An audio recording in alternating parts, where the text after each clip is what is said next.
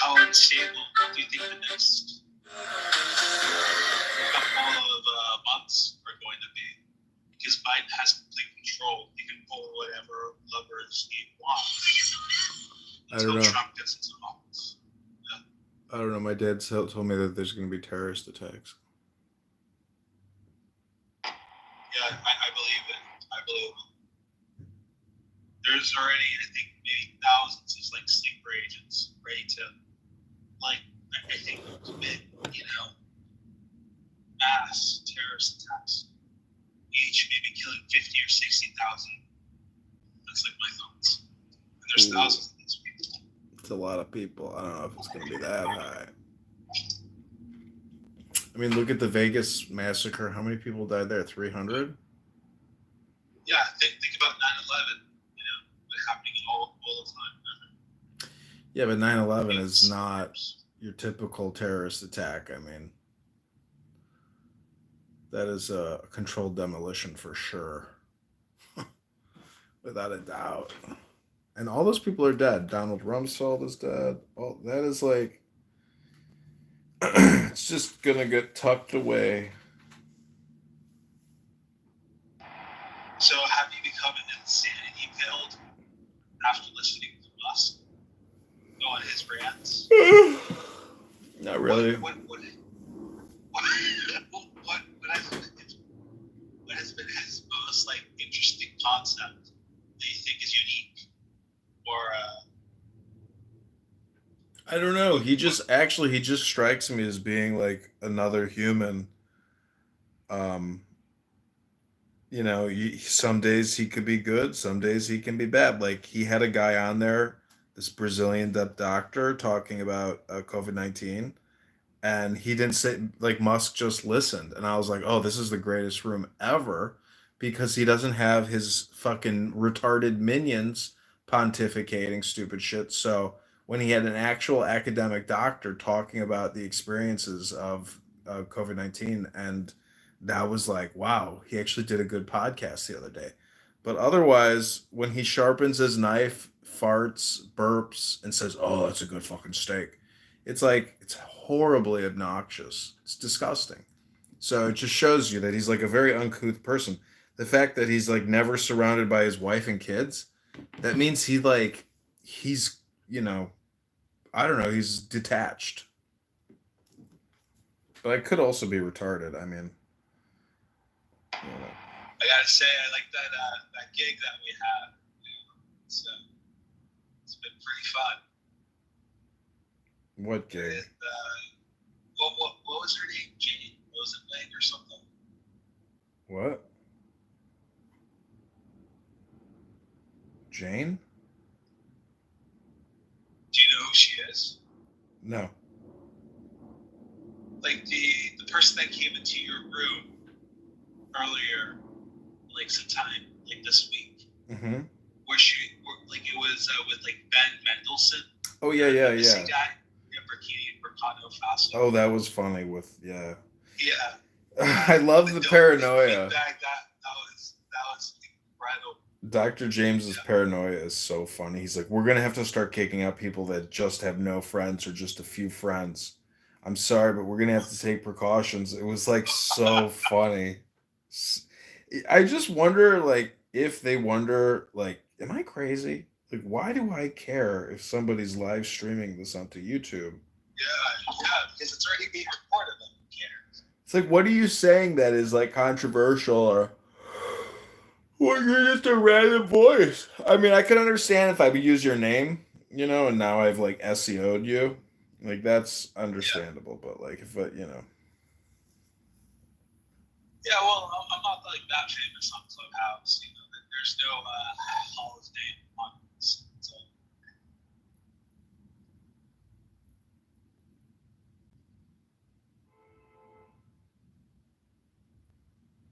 Well, I'm gonna head to the gym in a few minutes here. Wow, we got 21 people watching us on live stream. It's amazing how when you start the live stream, like in the very beginning, it throttles you. Yeah. And now it just dropped to 12. guys, get out of here. Get out of here. Ooh, negative feedback hypnosis. No, sorry guys, everything is all good. It's time to chill out, bliss out. If you have some crack, smoke out, be like Hunter Biden. He's been partying for the last 11 years. You know, including the whole charisma scandal. That's gone through the door. He can do whatever he wants. See, I told my dad I need a pardon. He didn't respond. Do you think your dad could ever become the president? My dad? No. Yeah. No, he's retired. He's entering his twilight. He's almost 80.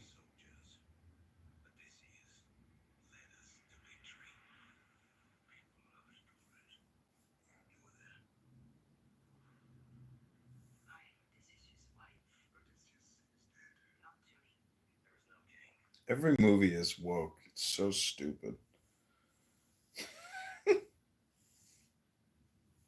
Not every movie.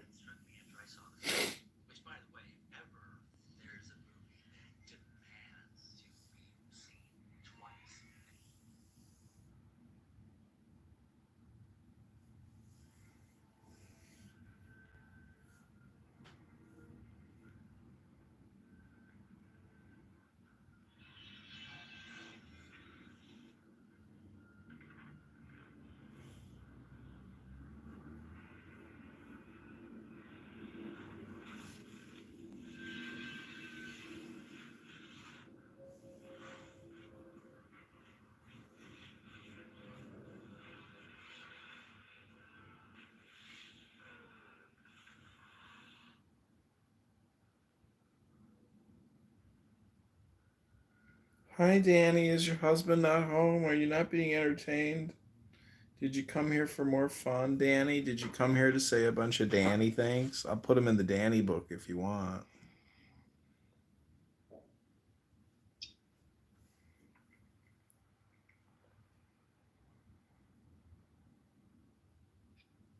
I think he's here now. You know that prank call stuff was hilarious. You know, it's so funny. Like he's like a Dali painter, but with like audio. Yeah. You should listen to some more of his stuff. It's amazing. You want to crank yank? We could crank yank a little. Never heard of that. You never heard of crank yankers? Yeah. Oh my God! I found an old prank of mine. Listen to this.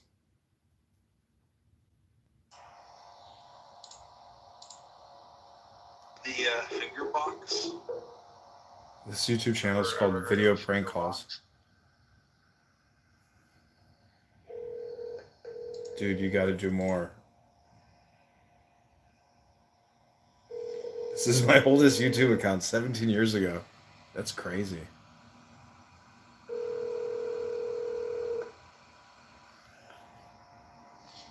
There's a video of me trying to sell these leather jackets my friend purchased in Italy that were really shitty.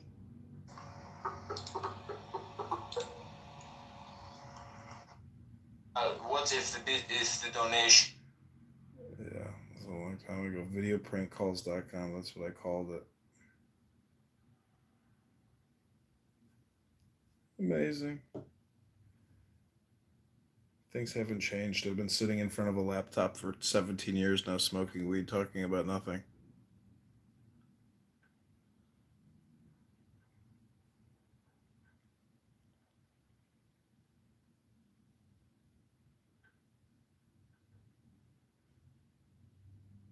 Amazing how domain names are just so worthless. It's like if you look at GoDaddy as a whole, I mean, truth be told, people, oh my God, it's 503 service.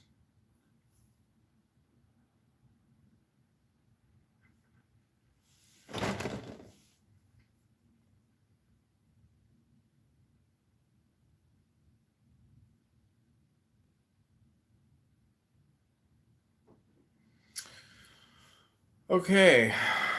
Let me see if Elon is live. He usually goes live right about now, 7 o'clock to 8 o'clock. But I think I heard him say something yesterday.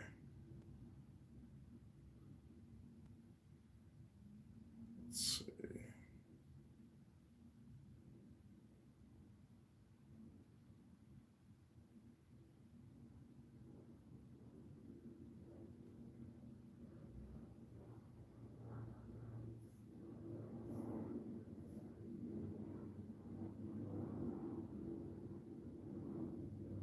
Okay, he hasn't blocked me.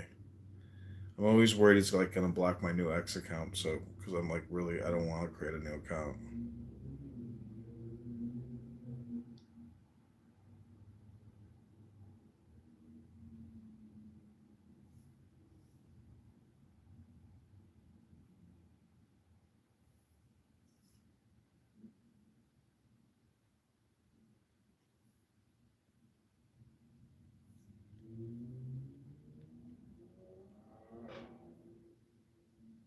Well, I think we're in a good place here. Oh my God, there's a Clubhouse town hall, Chris. Record that motherfucker. All right, I'm gonna go to the town hall. You should try to record this and put it on YouTube. I don't know if you're driving, but anyways, talk to you soon. God bless. People while keeping them on for friends. I don't, okay, them on for friends or our own rooms. It's frustrating to get constant notification about strangers starting meet me rooms, especially when they pop up at inconvenient times and accidentally get tapped, pulling me out of the room. I'm already in. Yeah. Yeah, I get this. This is referring to the in-app toasts, like the green or yellow toasts that appear at the top of the screen, I think. And definitely feedback that we've gotten consistently from people, and something that we have made some improvements on. Ideally, what you want. So here's the fundamental challenge. A huge part of Clubhouse is about meeting new people and making friends with interesting people around the world. That's what we hear over and over from people. And so what we want to do more of is help match people that might enjoy talking with each other. And if someone goes and they say, I want to start a room, like 2-minute rooms, for example, like maybe I tap that button and I want to go meet someone. We don't know. The system doesn't know who would want to talk to me and who doesn't want to talk to me. It can kind of take its best guess. And if a certain percentage of people will tap yes, you have to send it to a larger number of people to get. Okay, it's fucking lame. Sorry, Paul. I'm sitting here chilling, Paul.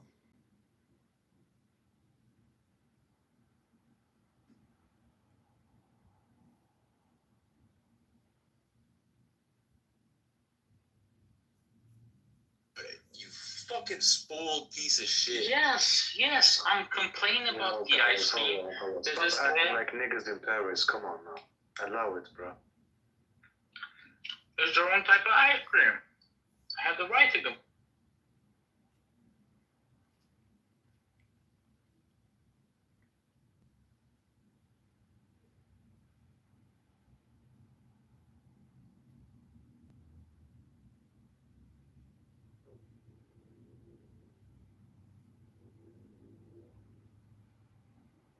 Okay, this is meditation now. Hope you enjoy.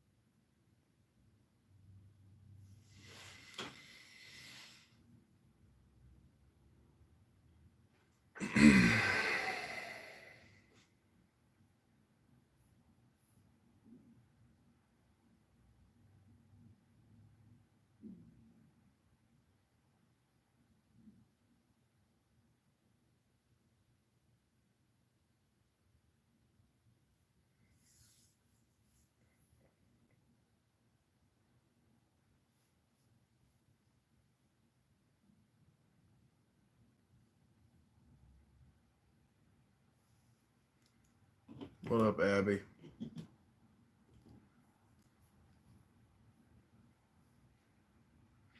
I just want to meditate, Abby. Can't deal with all the gay men, fat women. Okay, take a deep breath. Listen to this. Hold it in. This is from 17 years ago. I prank called Starbucks.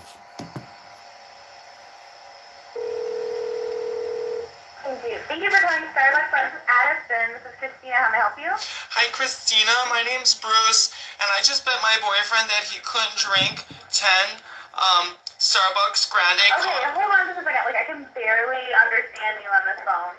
Okay. Hello? Hello? Hi. I just bet my boyfriend Bruce that he couldn't drink 10 Starbucks. Hi. Can you hear me? Barely. Well, my boyfriend Bruce is coming to your store, and he's gonna drink 10 Starbucks double shots. Great, thank you. And I'm very worried that he's gonna drink that and he's gonna get injured. So I wanted to call. We got in a bit of a fight, and I wanted to call and make sure that he didn't come in there and drink 10 Starbucks double shots. Thank you, sir. So can you please prevent him? His name is Bruce. Yes. All right, thanks so much. Hello, sir? Yes, sir, yes. Yes, so I just want to make sure he doesn't come in. We got in a fight, and he's a very jealous lover, so please don't let him drink the 10 Starbucks double shots, okay? I'll try, sir. All right, if he attacks you and tries to grab your penis, I'm going to come in there and kick your ass. Okay. All right, don't let him touch your penis. Do you understand that? Put it in, you guys just put it in a regular mug. Sir? I'm sorry, sir, what's up? Sir, please don't let him drink those 10 Starbucks double shots. He gets sir. very violent, and his penis gets very erect. His penis gets very erect when he drinks those many Starbucks. Ooh. All right, can you please prevent him from doing that? Yes. All right, thanks. You've been a doll. All right. Bye, sweetie. Oh no! What the hell? Yeah, that was 17 years No ago. way. Yeah, Damn, you must be way worse when you were young. Well, don't let a wife judge pleasant to me. I can't believe this is still on YouTube. I did this 17 years ago. This is like, I think, right when I got out of the army. I was like really bored sitting at home. Like, this YouTube thing is amazing. This is a really old YouTube. How long were you in the army? Almost 5 years. But not like active duty. I was just a National Guardsman. But click that link above. 17 years ago, I fucking uploaded that. I can't believe it. That's funny as fuck. And then I wanted to conceal my identity. Even then, I was worried about like having my picture on the internet. But now I could give two shits.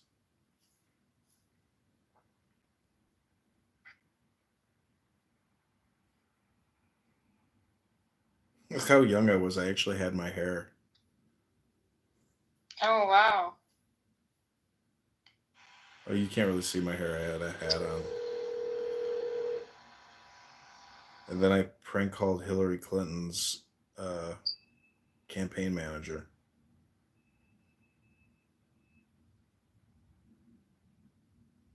Nothing has changed, you see? Nothing changes. Everybody is who they were 20 years ago. It's hardwired.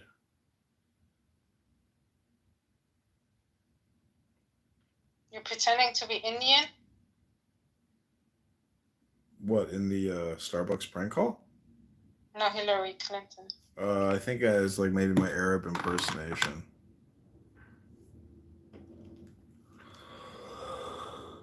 I'm gonna go get ready.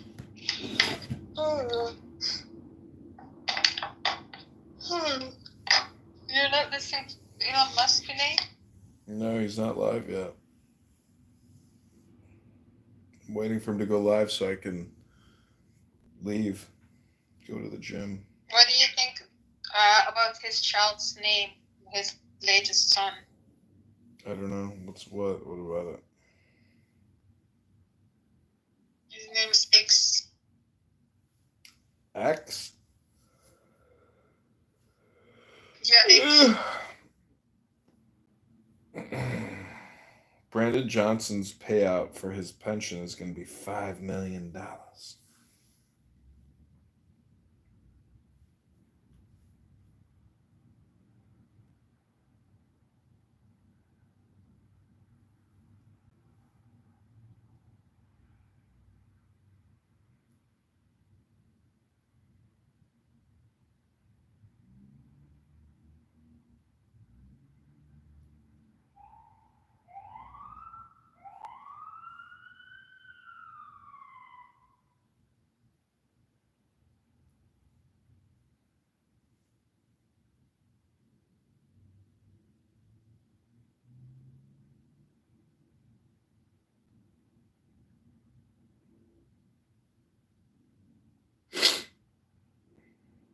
There's $212 million in unfunded liabilities for pension payouts, and just in Chicago. Yeah. So that's the crazy thing. You buy a house, you're technically buying a huge pension liability.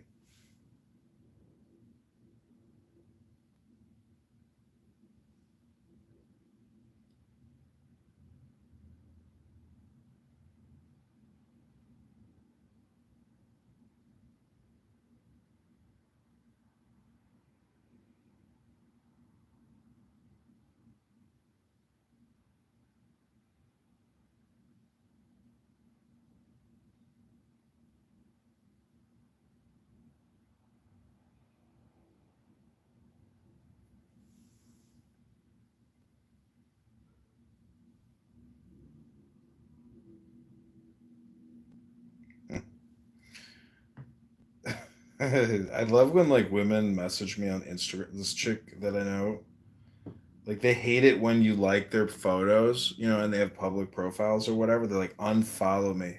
I hate you. It's like, oh, Are they okay. from Clubhouse? No, this chick that I know in Chicago, she messaged me today. She's like, unfollow me. She's like, you scare me. And so I just wrote back, Why? What did you do to her? I did nothing. She just like, I'm just that guy that she thinks is like, because my Instagram shit that I'm crazy and weird. But, she's the one, she's, basically an OnlyFans model. I'm like, okay. I'm like, God bless and take care. So I just blocked her. I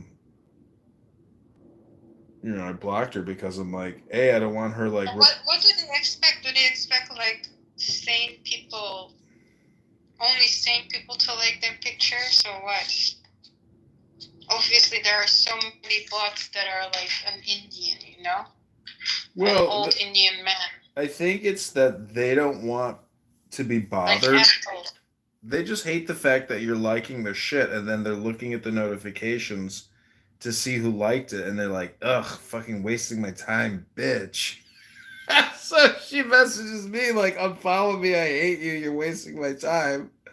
And I'm just like, okay, no problem. It's like, I can live without seeing your scandalous photos, I assure you. I'm not obsessed with you, I'm not a stalker, I don't give a fuck about your scandalous photos. Ryan, come on. Ryan!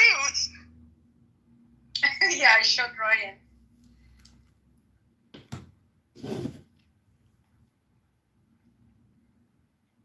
What'd you show him? Your prank call. Boyfriend Bruce?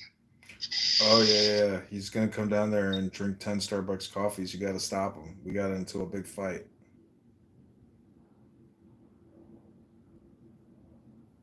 I watched it because I thought, maybe, does this remind them of me? No.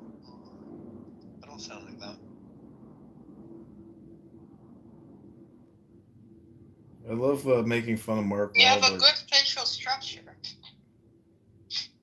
That dude? Yeah, what the fuck is that? Oh, okay. I thought it was an insect. I was about to yell. Who are you going to scream to? People in Clubhouse? No, to the insect.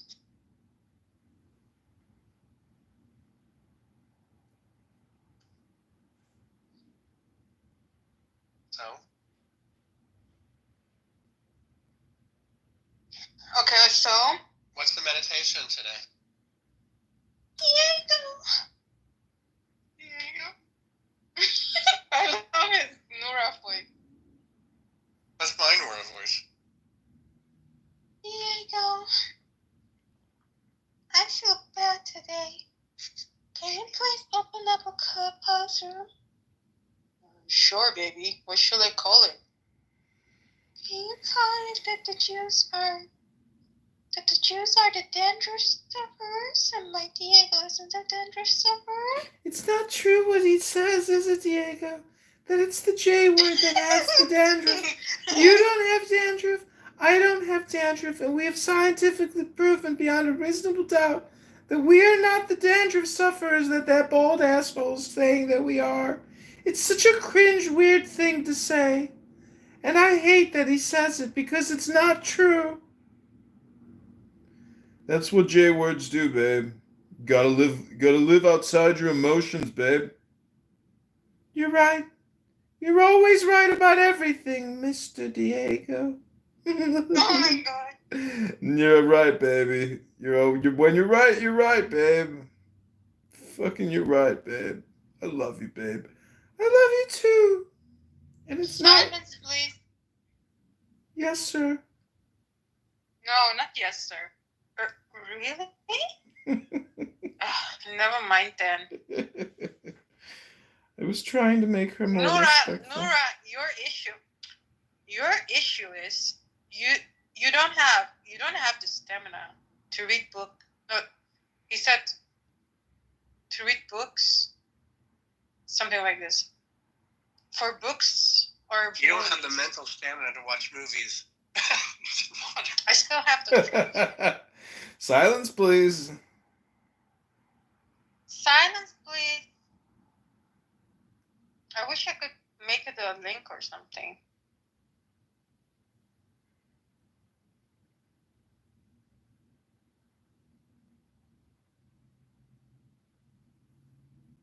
When did I record that?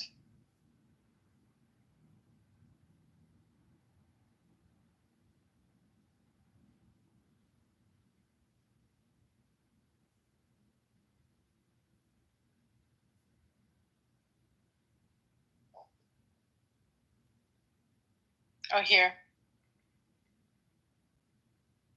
Hold on, let me go on music mode.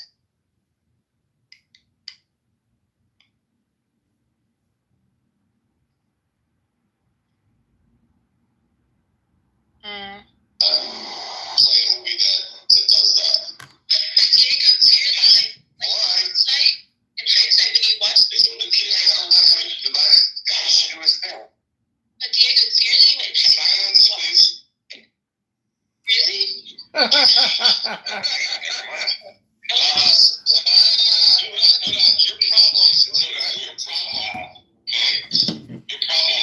is that you don't have stamina for reading or watching movies. Is he projecting his own ADHD? All the way through. And you want to send up the movie's pro era, but you didn't. Is he projecting his own ADHD onto her? Silence, please.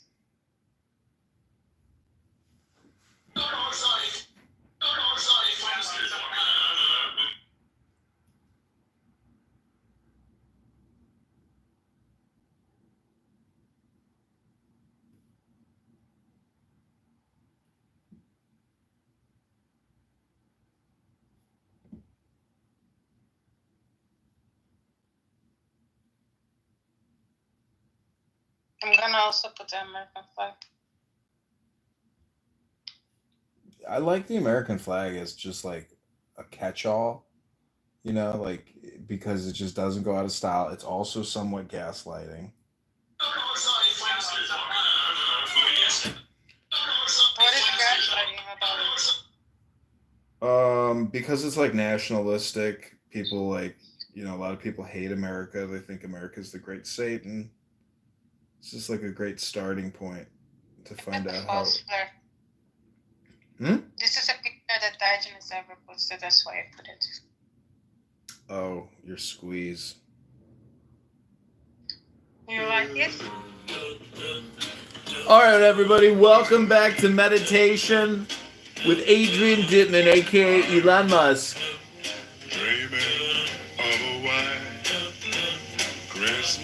We're getting ready to go to the gym, ladies and gentlemen. I've been on Clown House all day. Finally ready for my fat ass to go to the gym. Get my sweat on. It's been a long day of doing nothing, but I'm not complaining.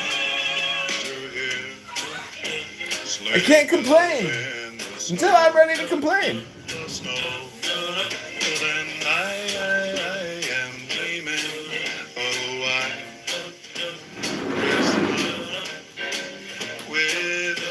Christmas card I write. May your days be merry and bright. May all your Christmases be white. I'm dreaming of a white Christmas, just like the ones I used to know, where the treetops glisten and love to listen to hear sleigh bells in the sky. Yeah, yeah, yeah, yeah, I'm dreaming of a white Christmas. With every Christmas card I write. May your days be merry and bright. And may all your Christmases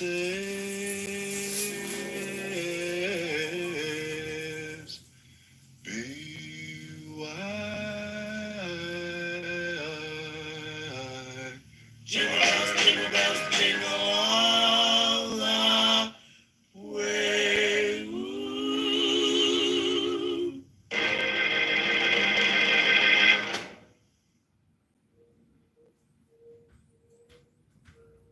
Hi there, quick question. Do you know how old your brain ages? Oh, I have no idea. Maybe.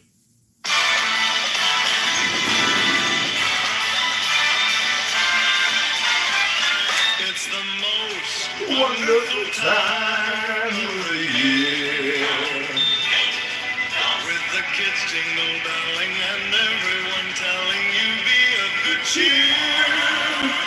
It's the most wonderful time of the year. It's the happiest season of all, with those holiday greetings and gay happy meetings when friends come to call. It's the happiest season. I have like no more friends left in my life. Clown House has essentially become my de facto neuro-emotional support network. So I want to thank all the losers that emotionally support me here. I hope that I emotionally support you in a reciprocal manner, which is not parasitic. Just wanted to get that out there. I guess I hit a copyright strike. It's too bad. Aw, you're welcome. Oh, damn it. Yeah, I'm too broke for real life friends too. Yeah, I don't have real life friends anymore. I fucked them up. No, I didn't. But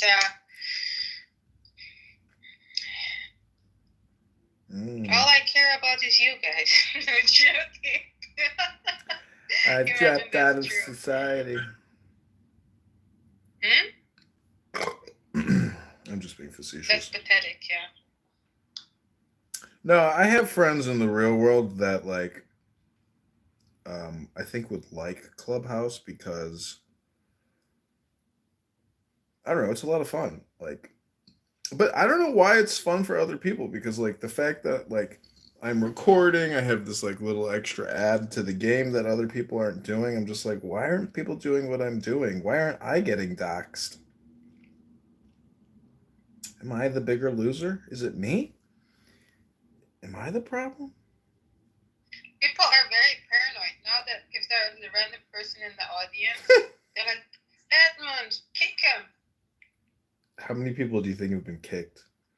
Who were A not lot. Edmund? Like today, I was in a room. At least 10 people got kicked because they thought it was you. Fucking paranoia. Meanwhile, like nobody's making any money. That's the funniest thing. It's like nobody's making any money from this. There's a town hall happening right now, and they're talking about functionality. Some Persian woman's like, "Oh, I keep getting notifications to go meet with people, and I don't want that. It's so annoying." And Paul's like, "Oh yeah, we're sorry. We've been testing, and we found that people don't like that notification." What do you mean? When someone's in your area? No, on this app, how No, when you you know, when you get these random things, remember when you get a random notification from nobody you actually know on top of your screen? Says meet people or from parenting or from music groups. You have to pick 3 interests. Do you remember that, Ryan? I don't get that. Yes, you did in the beginning. You were complaining about it as well. Well, I must have turned it off. You cannot turn it off. Nobody could. Well, how come I don't see it anymore? It's not there anymore because they fixed it. I think you're missing my point. Is that like talking about functionality about this app is even like lower value than talking about the weather? Yeah. The point is, it's a fucking free telephone. It's fucking conference call. And all this shit about functionality is irrelevant. The problem is people's brains on this app don't fucking work. Oh, yeah. I feel like I lost 30 IQ points over the weekend. This app has to make people dumber. Like, just go into chillism and you will be shocked. You'll be shocked at what you hear. I've been there. After I listened to you, I've been there. It's so bad. It's just the dumbest And people today they in were the talking world. about the J words. Today the topic wasn't about the J words. It was so ridiculous. The Rohan was there. Remember, Ryan, when you said the Rohan sounds like T-Rex?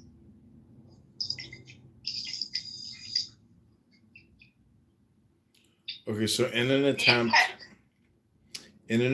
to make us smarter, I will read from what's called a book.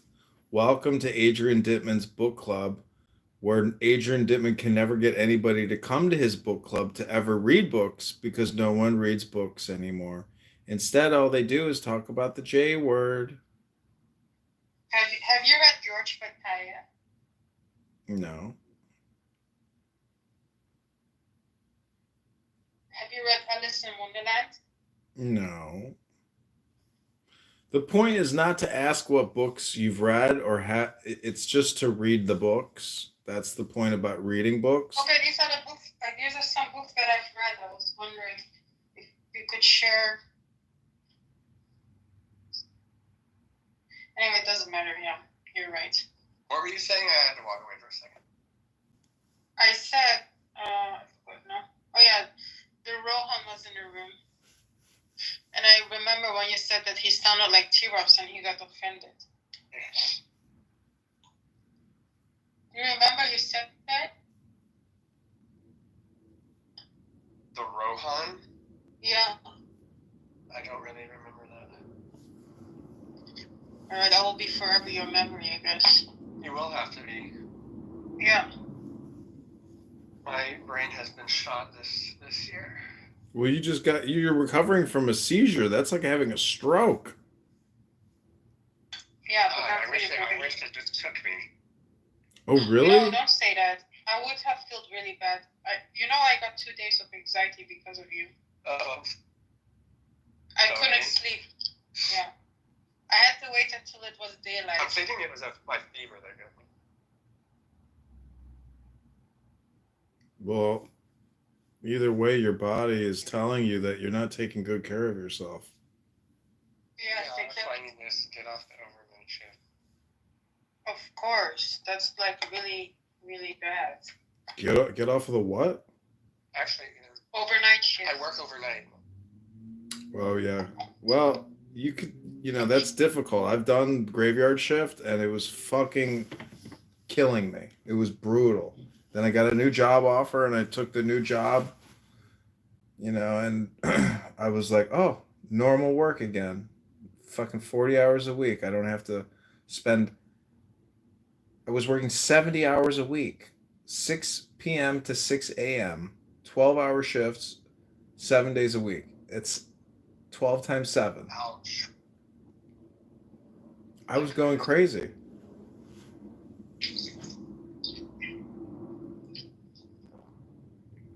I hate working. Can't do that. I hate working too. That's why I've stopped working. I've gone full retard. Work can be nice if you have like nice group of people. Around it. I have this studio apartment in my basement, and some Chinese kid from Airbnb rented it. I went down there today. He checked out. And so he like rearranged all the furniture, fucking made a mess. I was like, what the fuck? This fucking kid, the kid must have been having like a neurotic breakdown or something. He like lowered the table, moved it to like, he just like crammed it up against the wall. I'm like, oh, this kid must have been losing his shit. And it must have been, I wonder if it was cold because the space heater is broken, I think. So he might have been freezing down there. I don't know. But he's gone now. And I left him positive feedback. I hope he reciprocates. Probably won't.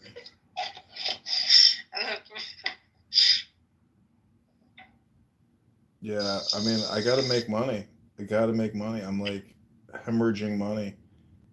And I'm just not making any money. How do you make money? Well, I get a VA disability payment, but the problem is, like, if I go back to work, my wages are garnished. I could live with that, but, like, I need to find some type of legal settlement to this, like, forever debt. Like, this fucking bullshit law firm says I owe $300,000. It's such a scam.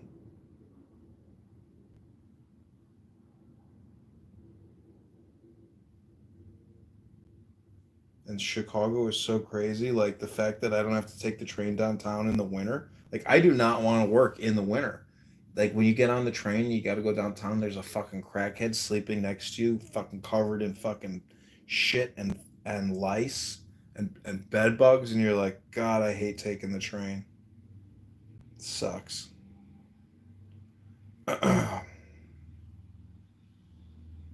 think I'm just gonna build a big giant fake vagina and go live in it. The first vagina house. You already live in a house. Why would you do that? I'm just like making a joke saying like, if you want to return to the mother, basically you need to crawl up a pussy. You know, the day that Diego starts to block me is when you complimented Diogenes, remember? When he was saying that he was right about Trump, that he should secure the border. And then he kicked me out of the room because I put a heart.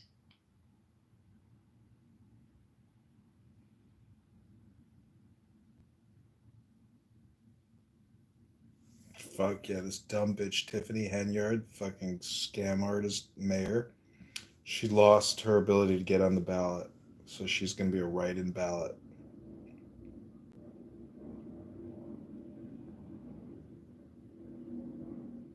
I will never call my daughter Tiffany. Your daughter, when are you going to have kids, fatty? It's 10 years from now on Clown House? Who knows? Let's see. Calm down. Calm down. I still have some years. I'm going to I swear to God, this summer I'm going to try to get a girl pregnant. Really? Just a regular girl? Oh my okay, God. let's so the state can take more money, garnish more of your wages? No, actually, I'll get more money from the government if I have children and a wife. It's not that much more. Why don't you marry then? I might. Like, I'm going to pay the money for my boat to be, I have to pay bills. so I have to pay for the boat storage. And basically, I have found that like this one little spot in Chicago where my boat is at is definitely like the best spot for women because girls go to the beach and there's a bar and a restaurant there, and it's like, okay, I'll have to try to meet a chick over the next 7 months, 8 months. Like, I'm gonna spend the money. I'm gonna go broke trying to get laid, which is a good thing to get broke on. But I'm gonna like spend my money like trying to get a chick pregnant. Then eventually, my financial situation will probably work out. I might have to go to work for many years. If I file bankruptcy, like they'll just take a portion of my paycheck. But if I get married and I have a kid, I'll get a little more money. But if my wife can work or live off of my pension from the military, um, like that'll be fine. But I'm just saying, like, if I could be poor by myself, I don't mind being poor by myself. But if I have a wife and a kid, it's like, okay, well, I'm gonna want to work because I want to like provide and like give them a 20-year run, so the kid could go to college or whatever, and like take over his own life, which would be great. And then eventually I could sell this house and you know, and basically retire, go live in an assisted living facility and have a stroke on Clubhouse and be like, "Bye world." Ryan. That was funny as fuck. At least don't have it with me. Yo. We got to go to the I gym, don't know, Ryan. she can handle it. We're so close to having another one. Hmm? I said we're so close to having another one.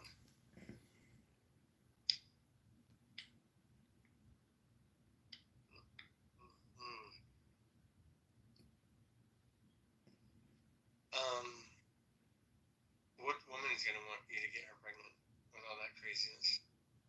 I'm actually, but I'm a nice person in the real world. I understand that. Here I put on an People are act. judgmental. I'd give you a baby if I could, but I can't. I wouldn't want you to give me a baby, even if you could give Yeah, I me a want you baby. to give me a baby. You want me to give you a baby? Have you seen the No, Sperminator? not you. This guy, Ryan. Do you know who the Sperminator is? No, I want Diagulus baby. I'm stuck with him. I'm codependent. That's because you don't go out on dates. You don't do anything for yourself. You're the laziest fat ass in the world. How do you come to that conclusion? I do stuff to myself. For myself, sorry. I don't believe you. I go for jogging every morning. If not, I'm going for a long walk. Yeah, but I you cook every day. do you do push-ups? Do I sit-ups? said you heard the VTOL. F-tool. F-toll. Well, he's an electric vehicle, whatever, right? I have no idea. You know what's funny about him is every man who has ever gotten a divorce has always had their shit pushed in. My dad told me he went to this judge, and like it was over the divorce hearings or whatever, and she looked at him and was like, "What are you even doing here?"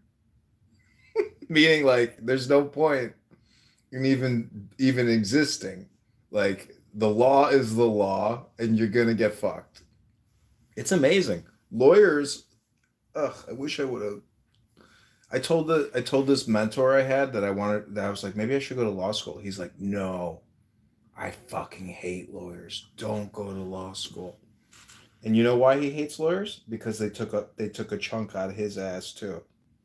That's what lawyers do. It's the greatest business in the world. Oh, your bank account's now my bank account. Your house is now my house. What? Why? Because I'm a lawyer.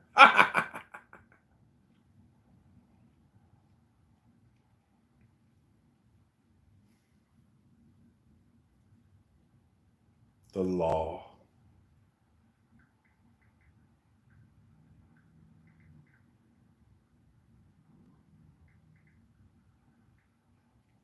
You want to have Diogenes Spooner's baby. Get a life, fatty. Oh shit, stop. Fucking, you gotta have a baby with some fucking You're guy on a so social hot. audio chat app. He's got a wife and kids. So hot. You're like a little fucking Pokemon fatty loser kid. He's so hot. He's so hot. Get a life. Did your dad and your mother raise you to come on a social audio chit chat to save you out of a baby with some neo-Nazi piece of shit loser? He's a fucking idiot. Hold on. He's not a Fucking idiot is what he is. I've heard him. He's stupid. Oh my god, you're complimenting it. He said he was right. He's not right. I don't He's talking to stupid people and he can't even form complete thoughts. He does. Oh, really? Yeah. Okay, Abby. You know how he is. He's retarded. Come on, you're complimenting him. You said like he was right about like Specifics here. Yeah, you said it. Come on. No. The point is he's right up to a certain point. The point is you don't say the bad part out loud. What is the bad part? That some people are going to have to die. No. Yeah, well, if it's brown people, I don't care. Ooh. Oof. You're such a racist. Now I know why Evital hates you. Yeah, exactly. He's making fun of you. He's like, because he's a doctor, you know. He also has this like doctor recruiting business. I don't. He. Come on. Come on. Indians and doctors, it's a scam. What, you think like a Chinese doctor is better than an Indian doctor? It's all bullshit. It's all, what can I help you with? What is the problem? Oh, that is so terrible. Let me make it dramatic. No, the Arab and Jewish doctors are the best. Yeah, but these are actually Plea has been accepted. The defendant has received and Although understands the Arabs, I don't charge. know, but An octogenarian suspected of robbing a bank, and the case started today in court. Forrest Lytell turned 83 earlier this month. A week after his birthday, he held up a bank, according to Austintown police. Hello, I'm Dave Sess. I'm Lindsay Watson. Lytell made a court appearance today. First News senior reporter Jerry Ricciuti was in court and shows us the interaction the suspect had with officers when he was arrested. Having already spent the last 4 days behind bars, 83-year-old Forrest Lytell appeared in Austintown court from the Justice Center, dressed in jail orange. You've been charged with robbery. That is a felony of the second degree. Lytell was arrested last Thursday morning, just a week after his birthday. Police say he had held up the PNC Bank branch on Mahoning Avenue by passing the teller a handwritten note demanding all her money or else. You have the right to remain silent, and I take you sake, and it will be used against you in court. According to police reports, the bank teller handed just over $600 to Lytell, including a number of bills that could be tracked, and officers were able to quickly catch up with him and recover the money. How you guys find so fast? Because we're that good. What's your name, sir? Forrest? Yeah. What's your last name? Lytell. Detectives tell me Lytell said little during questioning on Thursday, but admitted he needed some help. In court, he told the judge he's been retired since 2001. I receive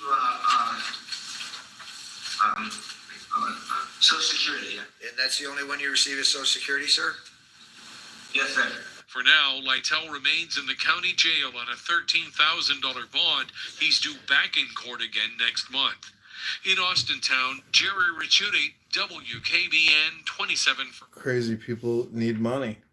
Oh my God, who would have ever thought you need money to live your life? So some people go commit crimes, and then it gets even worse. Even worse. But I'm going to show you the secret. I'm going to show you how to get all the money you've ever wanted, all the love you've ever wanted, all the power you've ever wanted. It's so simple. It's so simple. All you have to do is reprogram your subconscious mind. It's so obvious. You know, I dreamt about the Confederate flag today. I know, fatty. I heard. So stupid. Why are you mean to me? Because you're stupid. You don't I read have books. a BMI of 19. How am I fat? Whatever, fat ass. Listen to this. Why do you think I'm fat? It's my voice. Whatever. Some I can people. tell my voice.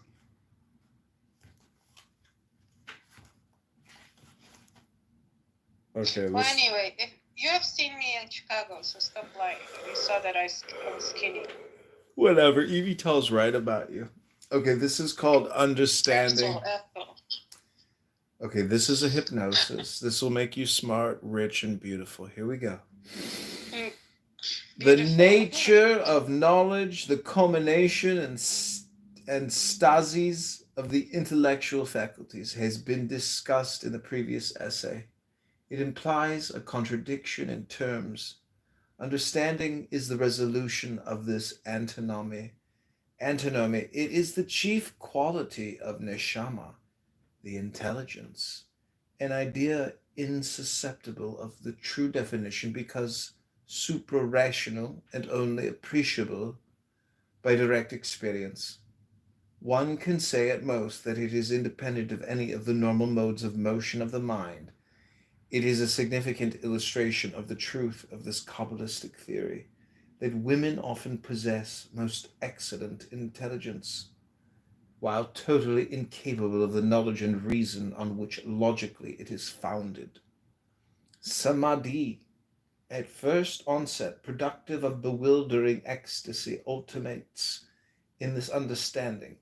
One may say, therefore, that understanding implies a certain samadhic quality of apprehension. Duality is perhaps not absolutely abolished, save in the superstructure of the state, but it assumes a form which it would be absurd to call dualistic. It will be noticed that violation of logic is essential to every true effort to convey the conception. This fact lies at the root of all Trinitarian symbolism. The scheme is geometrical in idea and even arithmetical, as shown by the attribution of Bina to the number 3. But the solution of every dyad is a triune triad is misleading, insofar as it purports to interpret the phenomenon in terms of intellect, and only useful as it may train the reasoning faculties to supersede themselves in a sublime suicide upon the altar of the mystic intuition. Though this, after all, is a mean imitation of the proper process, for it is firstly unscientific in method, and secondly illegitimate in its denial of its own validity. The only correct and adequate mode of the attainment of understanding is to shut off and to inhibit the rational mind altogether, thus leaving a tabula rasa upon which the entirely alien faculty, de novo and sui generis, can write its first word. But then it will surely be said, what is more unintelligent than this supposed intelligence, than this formless, even delirious ecstasy, which sweeps away all shapes of thought? No sane man would deny this premise, but the explanation is that this ecstasy is, so to say, the throe of birth of the new faculty. It is surely natural for an observer to be startled for the moment by the discovery of a new universe. Ananda must be mastered manfully, not indulged as a vice in the manner of the mystic. Samadhi must be clarified by sila, by the stern virtue of constraint, and then appears the paradox that the new law of the mind has come not to destroy but to fulfill the old. The understanding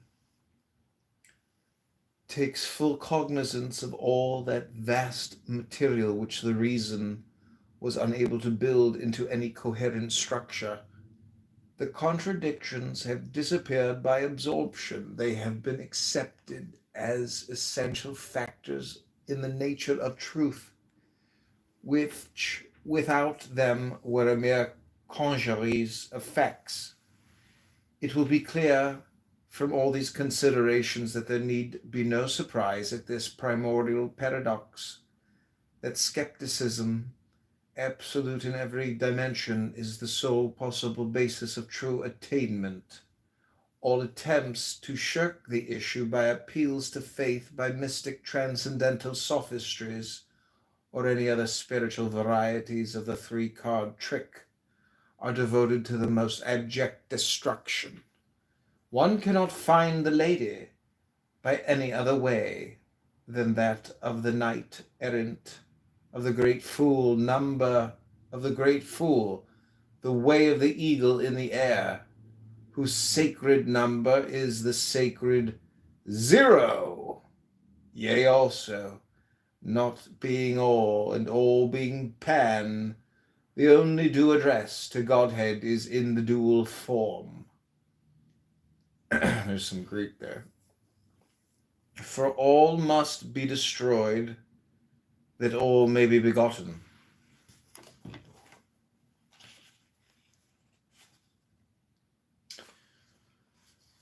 Okay, this is called Chastity. Those works of ancient and medieval literature, which more particularly concern the seeker after truth, concur on one point. The most worthless grimoires of black magic, no less than the highest philosophical flights of the brotherhood, which we name not, insist upon the virtue of chastity as cardinal to the gate of wisdom. Let first be noted this word virtue, the quality of manhood, integral with virility. The chastity of the adept of the Rose and Cross, or of the Graal Knights of Montsalvat, is not other than very opposite to that of which the poet can write. Chastity, that slavering sates his lust without the walls, mews and is gone, preening himself that his lewd lips relent. Or to that emasculate frigga of Alfred Tennyson of the academic schools, the chastity whose magical energy both protects and urges the aspirant to the sacred mysteries, is quite contrary in its deepest nature to all vulgar ideas of it, for it is, in the first place, a positive passion, in the second, connected only by obscure magical links with the sexual function, and in the third, the deadliest enemy of every form of bourgeois morality and sentiment. It may assist us to create in our minds a clear concept of this noblest and rarest. Ooh, Scott's here for the book club. We just got to the good part, Scott.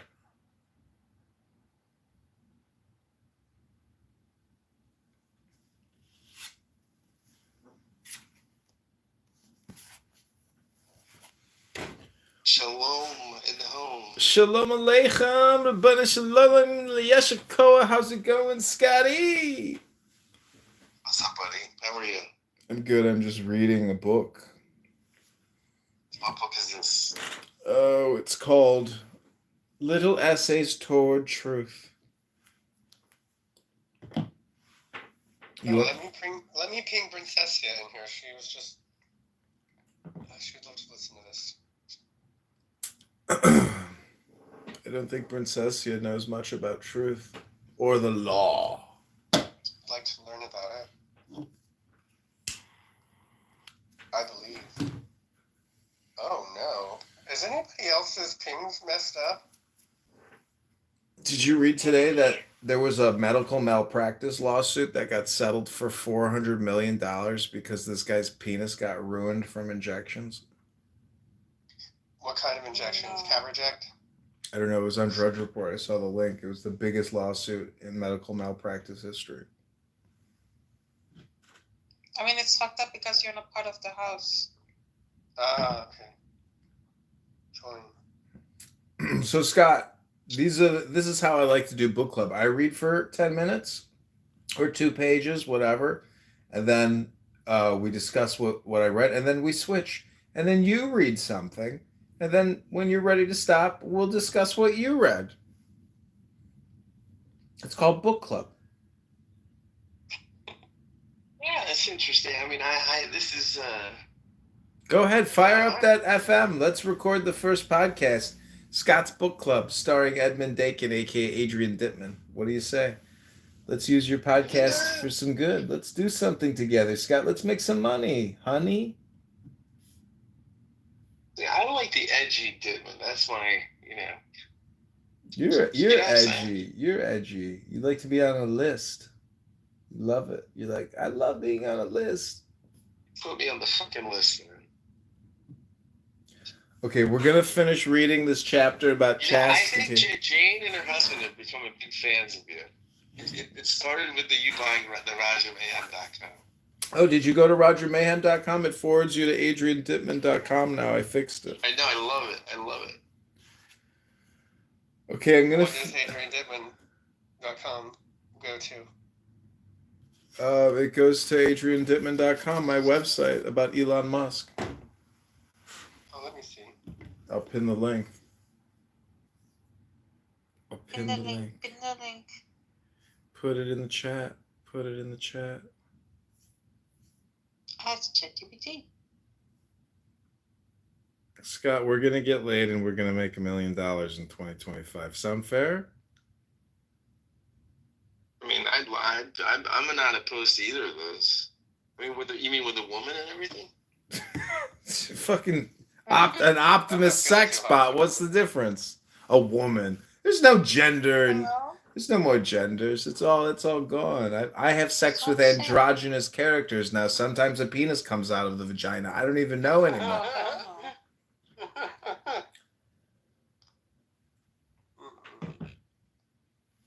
I can't tell what's what these days. Okay, so I'm going to finish this hypnosis on chastity. So take the deepest breath of the day through your nose. Hold it for 10, not 11, 10, not 9 seconds. It may assist us to create in our minds a clear concept of this noblest and rarest, yet most necessary of the virtues, if we draw the distinction between it and one of its ingredients, purity. Purity is a passive, or at least static quality. It connotes the absence of all alien admixture from any given idea as pure gallium, pure mathematics, pure race. It is a secondary and derived use of the word which we find in such expressions as pure milk, which imply freedom from contamination. Chastity, per contra, as the etymology castus, possibly connected with castrum, a fortified camp, suggests, may be supposed to assert the moral attitude of readiness to resist any assault upon an existing state of purity. So, dear to heaven is saintly chastity, that when a soul is found sincerely so, 1,000 liveried angels lackey it. Sang Milton, with the true poet's veil-piercing sword vision, for service is but waste unless action demands it. The Sphinx is not to be mastered by holding aloof, and the brutish innocence of paradise is always at the mercy of the serpent. It is his wisdom that should guard our ways. We need his swiftness, subtlety, and his royal prerogative of dealing death. This is the subnote. The root kas means house, and an house in Beth. The letter of Mercury, the magus of the tarot, he is not still, in a place of repose, but the quintessence of all motion. He is the logos, and he is phallic. This doctrine is of the utmost Kabbalistic importance.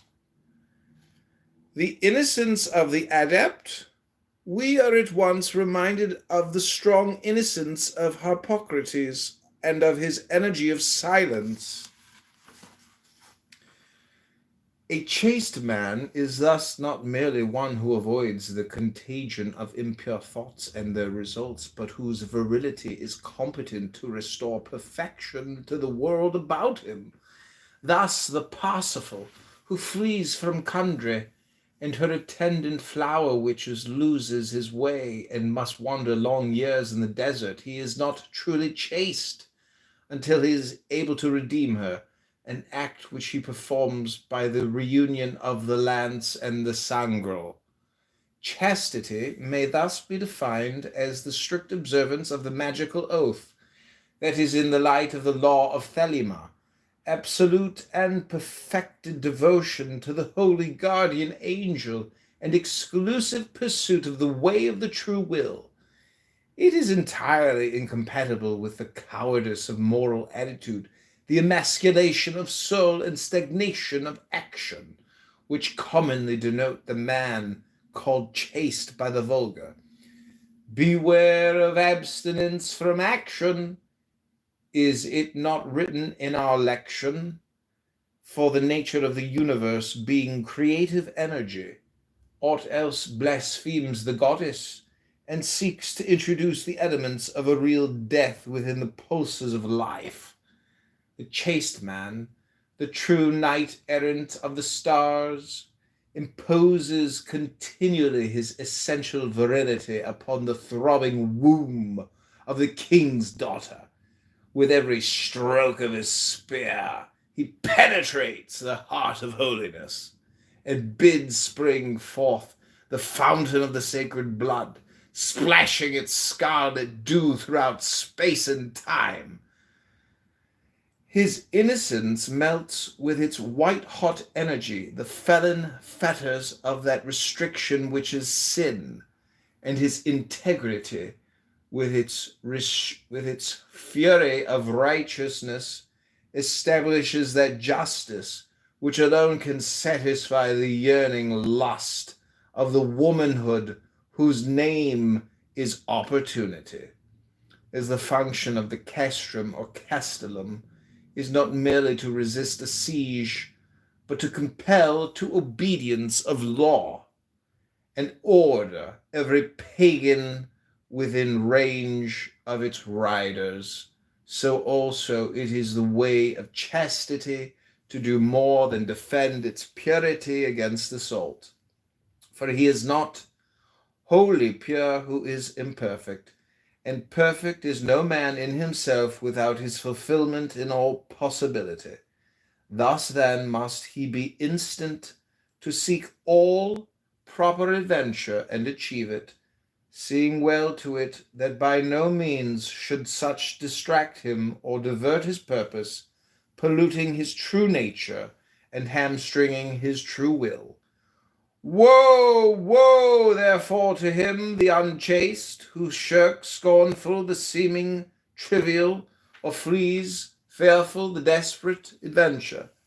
And woe, thrice woe, and 4 times woe be to him who is allured by the adventure, slacking his will, and demitted from his way. For as the laggard and the dastard are lost, so is the toy of circumstance dragged down to nethermost hell. Sir Knight Scott, be vigilant, watch by your arms, and renew your oath. For that day is of sinister augury, and deadly charged with danger, which ye fill not, to overflowing with gay deeds, and bold of masterful, of manful chastity.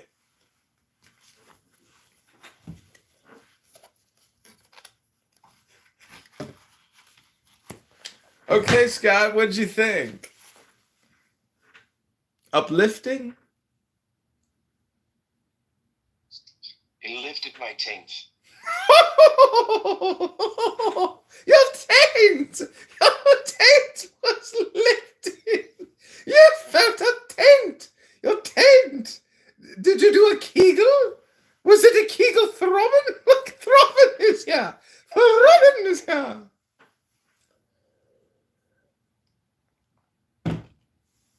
That was actually maybe my favorite response ever to a reading I've ever done, that my taint was lifted. Particularly, my taint. I felt my taint. My taint is musky. Ooh, you must get a scrub brush and scrub your taint, sir. I'm filling out. I'm getting on a dating app called Field, and it's asking me for my kinks. Flirting, Gang. Wasting your time on social audio chit chat apps, listening to black women complain to white men. Oh, did you ever have a follow up with the black Trump supporter? No, she told me that I'm not outdoorsy enough. Oh, you're not fit enough for her. She wants a man who can. No, not outdoors. She's very into like camping.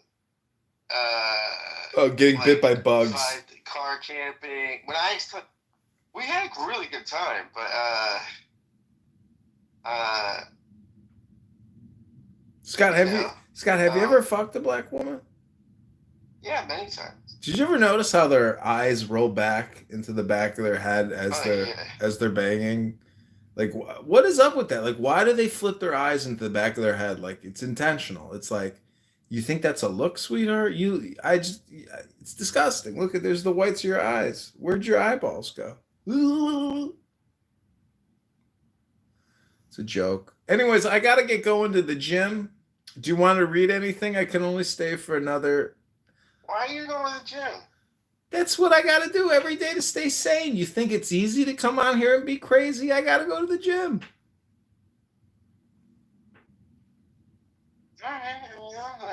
And then they close early. They force you out. Ugh, and they got the new hours at the gym. They used to be open 24 hours. And now all the late night people, they always bitch when they close. Like, you gotta close the fucking gym. So stupid. Well, but I like it when you're around. I like you. I like life. I just want to read books. I'm so sick of listening to people complaining on this app about everything under the sun. I've heard it all. Nothing is new under the clown house sun.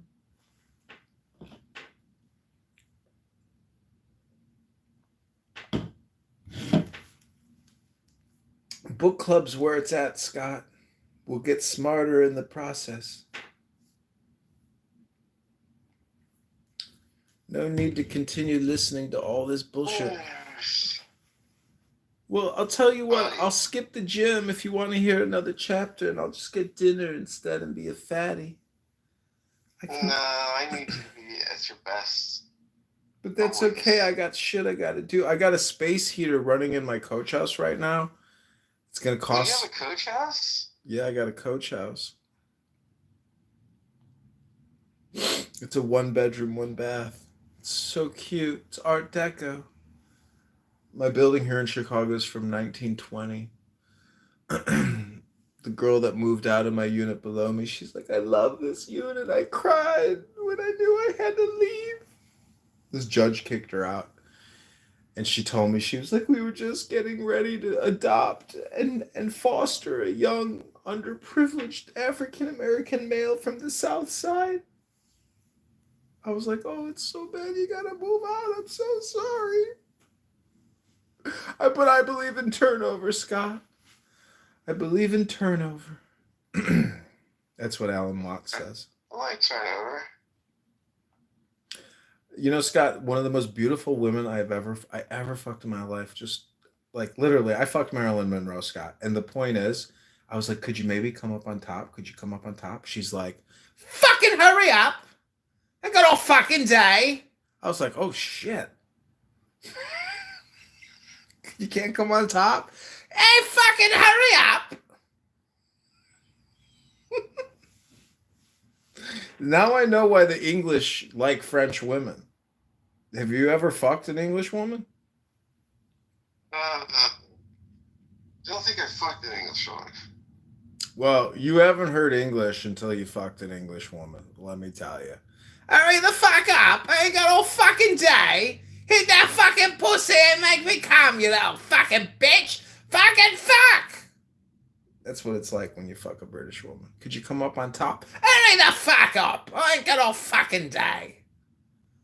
Ungrateful little fuck. Scott, this is why we need to make the $1 million so we can fly out to London and go to the Playboy Club and see my ex-girlfriend, Rose Marhata, the beautiful Marilyn.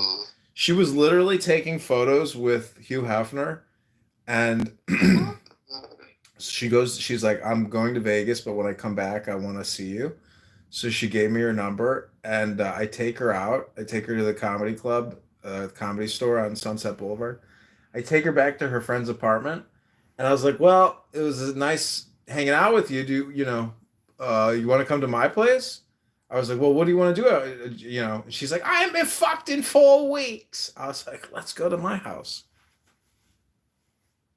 And then she was just so angry. She saw my tiny little studio. I'm telling you, the thing was like 20, 28 feet by 10 feet. Tiniest little studio for God knows how much. 1,300 a month. Who knows? Nobody can afford anything, Scott. How are you even affording things? I've seen your podcast. I don't have nothing. You got nothing? You're broke? Yeah. Well, we're gonna fix that. We're gonna fix that. First off, you gotta shave your head and go bald. That's the number one. I can't even afford to scrub my taints. You can't even afford to scrub your taint. No, dude. Oh. Very tragic. Soap is expensive these days, and if you can't reach your taint, you can't actually scrub it. Very expensive. Oh, dear. Yeah, you gotta be my publisher. I'll be your publisher. You be my publicist. I'll be your publicist. This is how business partnership relationships work. Friendship propels the business decisions, the transactions of profit.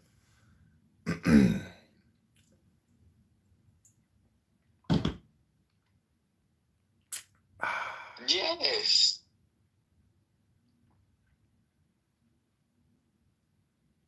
So what book do you want to read in book club, Scott? Which book? That's a very good question. Give us your most powerfully hypnotic book or your favorite chapter about some type of inner revelation of self.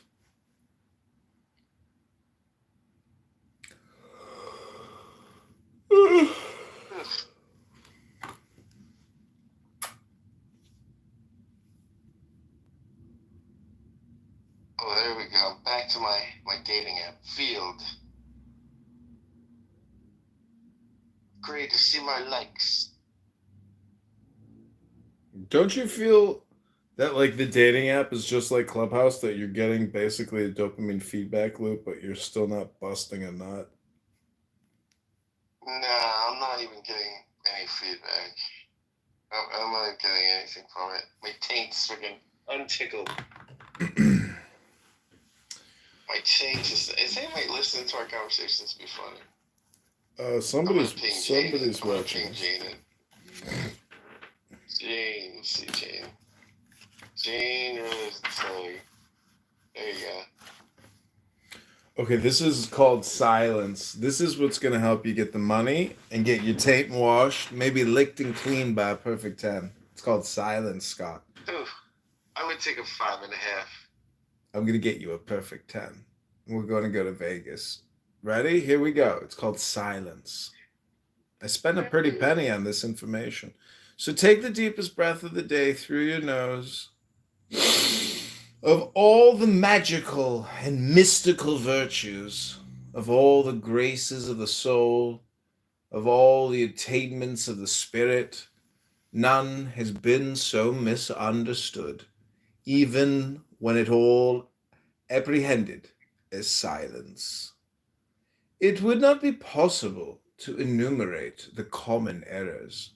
Nay, it may be said that to think of it at all is in itself an error, for its nature is pure being, that is to say nothing, so that it is beyond all intellection or intuition. Thus then the utmost of our essay can be only a certain wardenship, as it were a tiling of the lodge wherein the mystery of silence may be consummated. For this attitude there is sound traditional authority.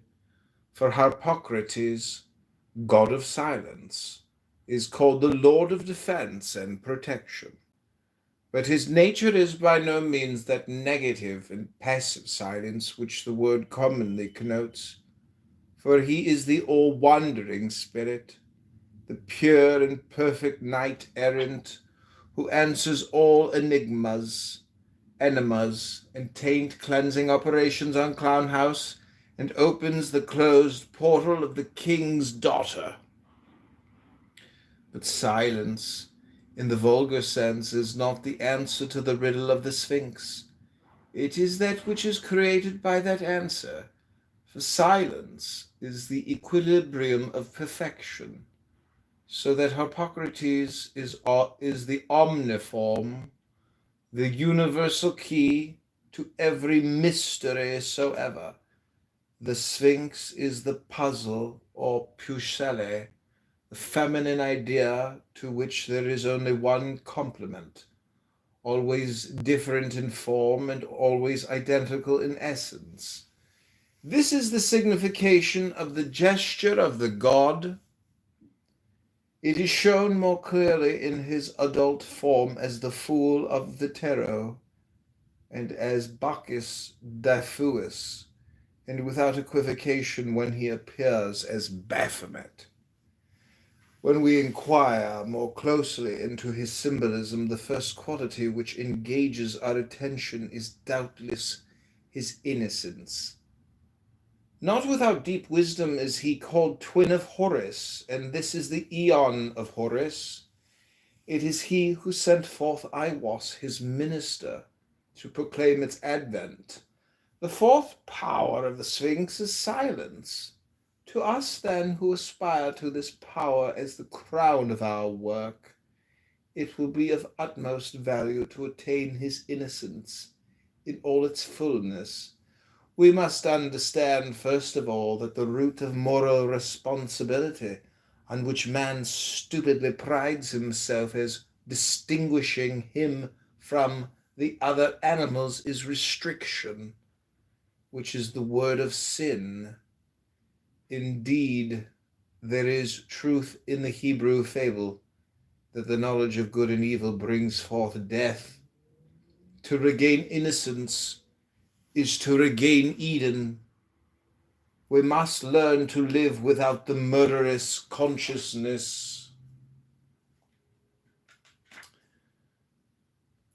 that every breath we draw swells the sails which bear our frail vessels to the port of the grave. We must cast out fear by love, seeing that every act is an orgasm. The total issue cannot be but birth. Also, love is the law. Thus every act must be righteousness and truth. By certain meditations this may be understood and established, and this ought to be done so thoroughly that we become unconscious of our sanctification, for only then is innocence made perfect. This state is in fact a necessary condition of any proper contemplation of what we are accustomed to consider the first task of the aspirant, the solution of the question, what is my true will? For until we become innocent, we are certain to try to judge our will by some canon of what seems right or wrong. In other words, we are apt to criticize our will from the outside, whereas true will should spring, a fountain of light, from within, and flow unchecked, seething with love, into the ocean of life. This is the true idea of silence.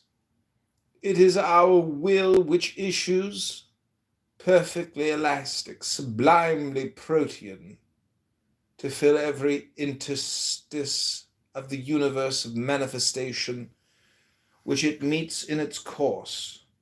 There is no gulf too great for its immeasurable strength, no strait too arduous for its imperturbable subtlety.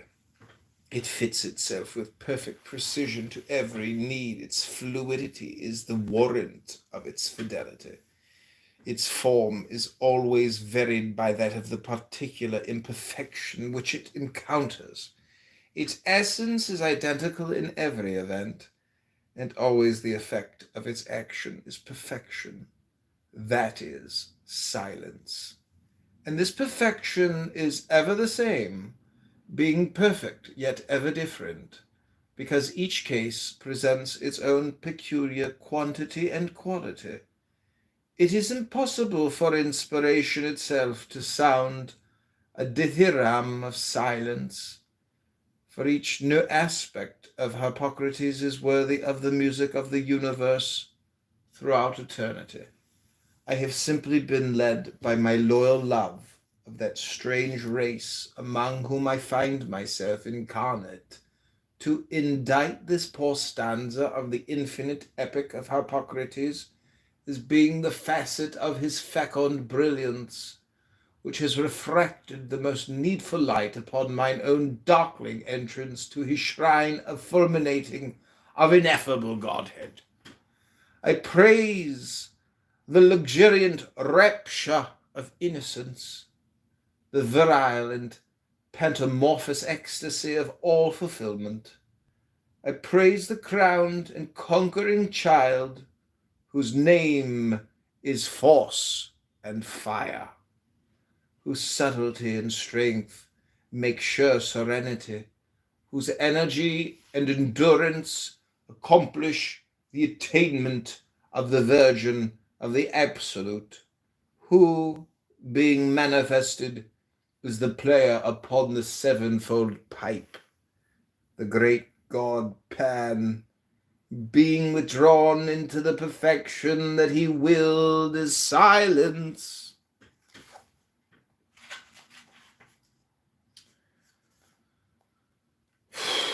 Excellent, excellent. How is your taint feeling? Is it stimulated? It's downright randy. This is called love. Now the magus is love, and bindeth together that and this in his conjuration. The formula of tetragrammaton is the complete mathematical expression of love. Its essence is this: any two things unite with a double effect. Firstly, the destruction of both, accompanied by the ecstasy due to the relief of the strain of separateness.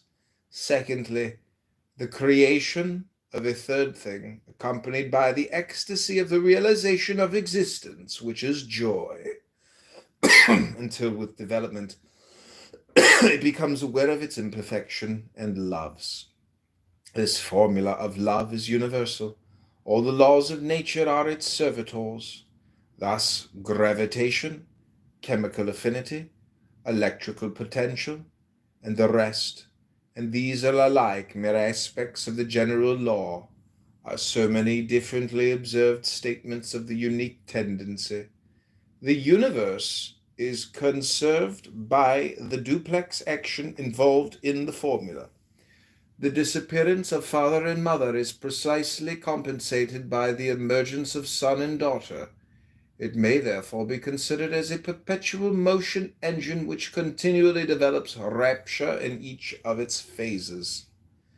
The sacrifice of Iphigenia at Aulis may be taken as typical of the formula. The mystical effect is the assumption of the maid to the bosom of the goddess, while for the magical the destruction of her earthly part, the faun composes the rage of Aeolus and bids the Danaids set sail. Now it cannot be too clearly understood or too acutely realized by means of action that the intensity of the joy liberated varies with the original degree of opposition between the two elements of the union. Heat, light, electricity are phenomena expressive of the fullness of passion, and the value is greatest when the diversity of the energies composing the marriage is most strenuous. One obtains more from the explosion of hydrogen and oxygen than from the dull combination of substances indifferent to each other. Thus the union of nitrogen and chlorine is so little satisfying to either molecule that the resulting compound disintegrates with explosive violence at the slightest shock. We might say, then, in the language of Thelema, that such an act of love is not love under will. It is, so to speak, a black magical operation. Let us consider in a figure the feelings of a molecule of hydrogen in the presence. Adrian, that is my Tinder profile. Black Magical Operation 6969. Let us consider in a figure the feelings of a molecule of hydrogen in the presence of one of oxygen or of chlorine. It is made to suffer intensely by the realization of the extremity of its deviation from the perfect type of monad by the contemplation of an element so supremely opposed to its own nature at every point. So far as it is egoist, its reaction must be scorn and hatred, but as it understands by the true shame that is put upon its separateness by the presence of its opposite, these feelings turn to anguished yearning. It begins to crave the electric spark which will enable it to assuage its pains by the annihilation of all those properties which constitute its separate existence, in the rapture of union, and at the same time to fulfill its passion to create a perfect type of peace. We see the same psychology everywhere in the physical world, a stronger and more elaborate illustration might well have been drawn, were the purpose of this essay less Catholic, from the structure of the atoms themselves and their effort to resolve the agony of their agitation in the beatific nirvana of the noble gases. The process of love under will is evidently progressive. The father who has slain himself in the womb of the mother finds himself again with her and transfigured in the son. The son acts as a new father, and it is thus that the self is constantly aggrandized and able to contrapose an ever greater not-self, until the final act of love under will, which comprehends the universe in Sama Samadhi. Hi, Jane.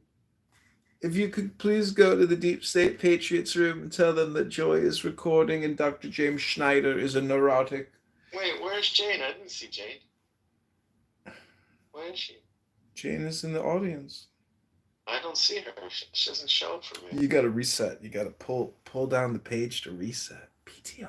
I don't see her. I just pulled. I see Bob. Oh, there she is. Hello, Jane. We are reading and learning all manner of things here in the room. The passion of hatred is thus really directed against oneself. It is the expression of the pain and shame of separateness, and it only appears to be directed against the opposite by psychological transference. This thesis the school of Freud has made sufficiently clear. There is then little indeed in common between love and such tepid passions as regard, affection, or kindliness. It is the uninitiate who, to his damnation in a hell of cabbage soup and soap suds, confuses them. I would love some cabbage soup and some soap suds right now. Love may best be defined as the passion of hatred inflamed to the point of madness when it takes refuge in self-destruction. Love is clear-sighted with the... What's the byline on this book again? Here, what are we reading? It's called Little Essays on Truth. By who? By whom? By you, of course. You just don't know it yet. Could be. Very well could be. You're excavating my thoughts. How is your taint feeling? Is it feeling exercised? It's fantastic. Love may best be defined as the passion of hatred inflamed to the point of madness, when it takes refuge in self-destruction. Love is clear-sighted with the lust of deadly rage, anatomizing its victim with keen energy, seeking where best to strike home mortally to the heart. It becomes blind only when its fury has completely overpowered it and thrust it into the red maw of the furnace of self-immolation. We must further distinguish love in this magical sense from the sexual formula, symbol and type though that be thereof, for the pure essence of magic is a function of ultimate atomic consciousness, and its operations must be refined from all confusion and contamination.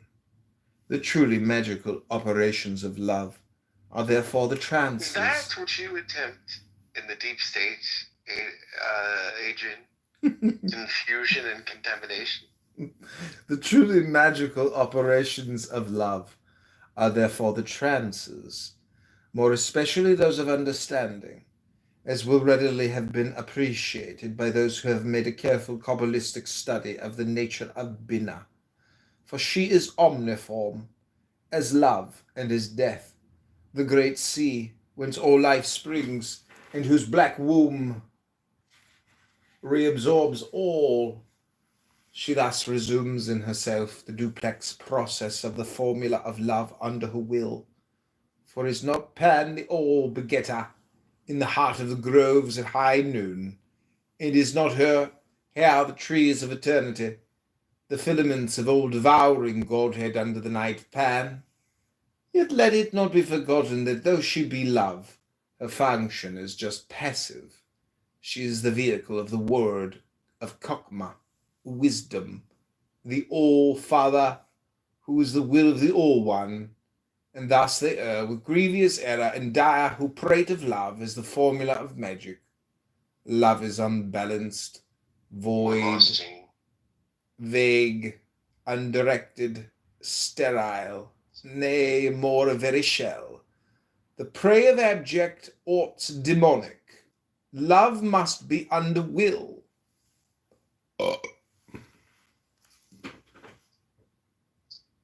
We drove out the gate. Well, she doesn't get her dopamine feedback loop. That fatty just goes to the next room real quick. That's called the principle of fatty dopamine feedback loopers. If you don't get your taint tickled, you're going to fly out like a feather in the wind. I want it tickled with a feather.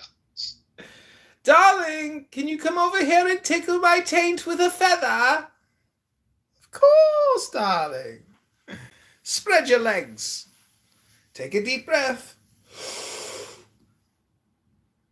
You're tickling my taint with a feather.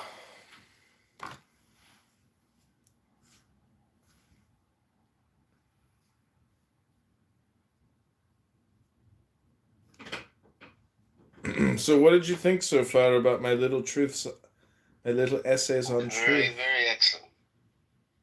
Full of excellence. How does it impact your understanding of Jesus H. Christ? Jesus, now there's a man who could uplift a taint. Do you think when he was up on the cross,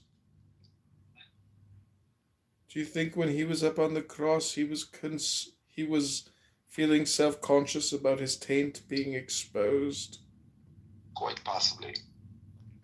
Look not at my taint! For the taint is the holiest place upon the human body. Look away! Look away at my taint. Tickling my taint one day at a time.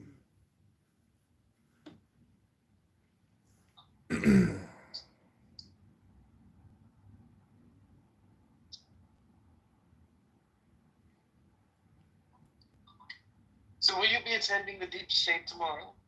No, I'm like blocked from those rooms. You are, really? I'll tell you who does not like you at all is Dr. James. Oh, that's because I recorded